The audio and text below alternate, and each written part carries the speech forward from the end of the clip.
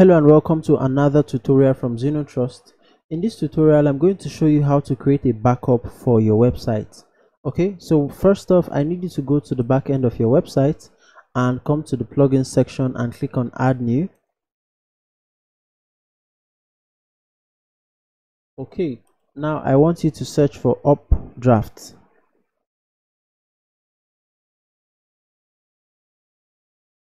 Okay, so we have this first plugin here, Updraft WordPress Backup plugin. Go ahead and install the plugin.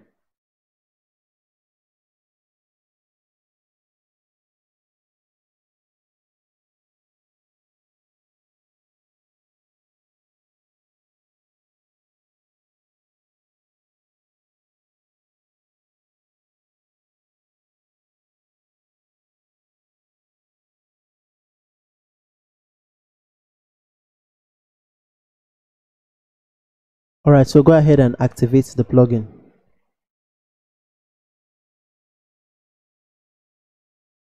So the plugin is activated. Let's go ahead and click on settings to set up the plugin.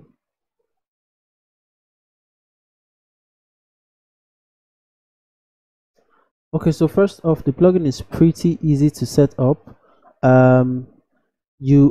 First of all, you need to connect that plugin to the location where you want the backup to exist. Okay, so what I'm going to do first is I'm going to come to settings here, and I'm going to choose one of the services where I want my backup to be saved. So there is this file backup schedule option that lets you select the number of times you want your files to be backed up. So I'll click on here and I'll say I want to back up my files. Okay, so I'll say maybe I want to back up my files twice a day, so that's every, or maybe daily, and I want to retain 2 backups per time. So maybe this 2, I may want to increase it to 7. And then for my database backup, I want to back it up, let's say my database maybe every 4 hours or every 8 hours. Okay, and I want to retain 7 copies of the backup as well. The reason why it's important to increase the number of backups you retain on your external server is if for any reason your backup gets corrupted, you may need to restore the backup to far more than just the previous day. Okay, so now let's come down and see. So these are the different options that we are given to save our backup. So the one I prefer is Google Drive. So I'll just go ahead and click on Google Drive. So when you click on Google Drive, you'll be given the option to connect your Google Drive account to this Updraft here. So in the Google Drive, this is the name of the folder that will be created. So it helps to change this to the name of your website. So I'm just going to say ZT. Okay, apparently it's not changing. So for some reason I cannot change this. I don't know exactly why, but I'm just going to leave it as is and continue the tutorial. So essentially, these are the files we are backing up, all the important files. And I think I scrolled down too fast, so let's just do this a little bit slowly.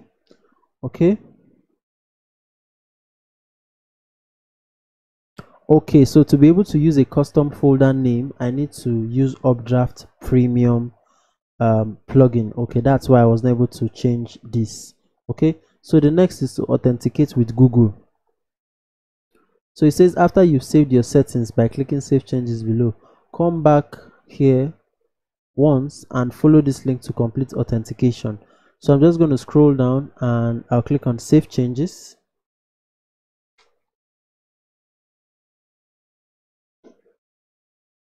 And as you can see, there is a prompt, there is a pop-up that tells me that I need to connect my Google account to this backup. So I'll just click on, I'll follow this link to authorize. And so I'm required to sign in to Google. So I'll just go quickly and sign into Google.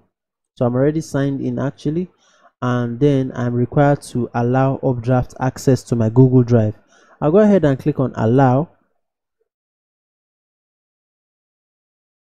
Okay, so it shows me this page, and basically all I need to do is to click on complete setup, and that's what you should do as well.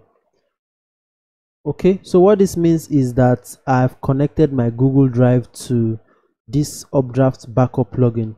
The next thing you need to do is to go ahead and create your first backup, but this is actually not necessary because at this particular time, okay,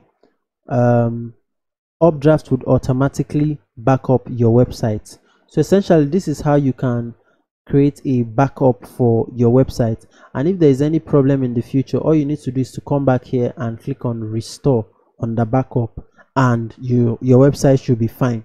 Thank you so much for watching this tutorial. If you want to know how you can clone a website from one server to another hosting server, then check a link in the description. Don't forget to subscribe to my channel and turn on the post notification. See you in another tutorial. Cheers.